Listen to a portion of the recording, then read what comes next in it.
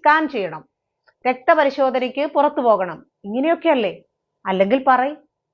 Idukki medical കോളേജിനകത്ത് CPM ജില്ലാ secretary CV വർഗീസിന്റെ നേതൃത്വത്തിൽ ഒരു ലാബും മെഡിക്കൽ സ്റ്റോറും പ്രവർത്തിക്കുന്നുണ്ട്.